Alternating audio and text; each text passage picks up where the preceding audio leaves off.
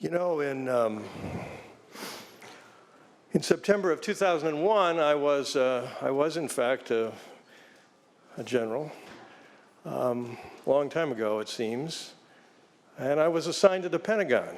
And I had a team of folks who, some were reservists, part-timers, some were full-timers.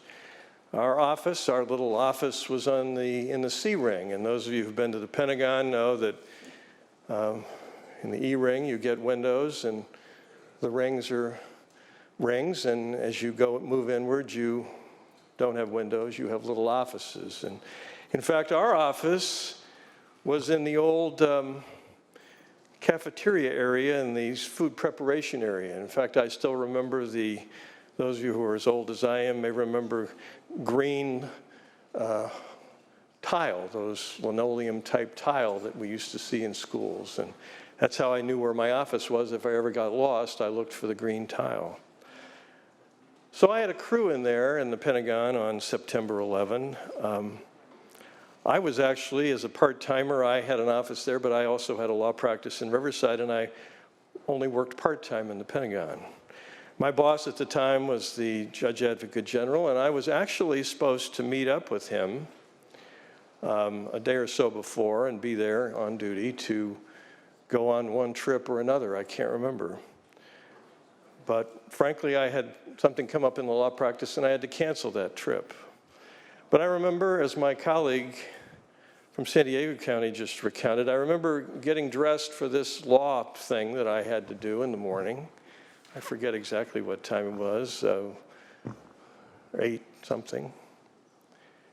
And I remember watching the planes go into the towers. And then the next thing I remember is hearing about a plane that went into the Pentagon. And the folks that worked for me were in the Pentagon that day. Now, fortunately for them, the Pentagon, with about 50,000 people who work there, as big as the city of Norco in my Senate district, what they felt was the building move, which imagine the Pentagon moving, the alarms going off, the smell of smoke, and then some smoke that eventually moved through the corridors, and people telling them to evacuate and leading them from their offices down to the courtyard and outside of the Pentagon.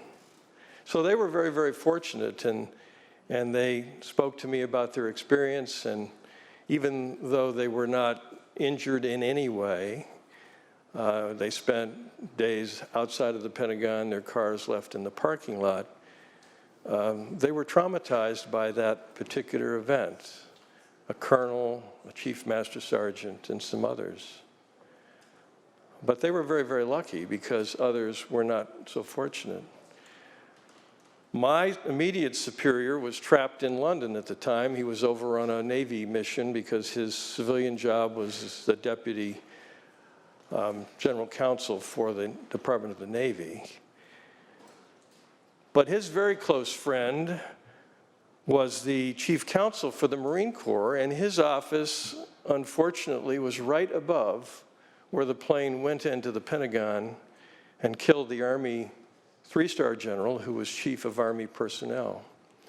And in talking to this gentleman, the civilian lawyer who was the chief counsel for the Marine Corps, he had quite an experience. It ripped the floor out from under his office. He could look down into the flames that were caused by the plane, but he could not get out of his office because the impact had jammed the office door and he was trapped. Fortunately for him, he was assigned, because of his elevated position, the most burly of Marine Corps NCOs, who took the door and ripped the door off the hinges to get him out of that office. But if you think about the experiences of, and many, many others, we had the Air Force Surgeon General, a 3-star general, run out. He was evacuated too with his other medical personnel, take his tie off and begin treating people in the parking lot of the Pentagon. So there was not one single person on this day, this September 11, who was unaffected. And if you stop and think about it, going from a time of relative peace, in a sense, to a time of absolute conflict, we all were drawn into that situation. We all were impacted by that.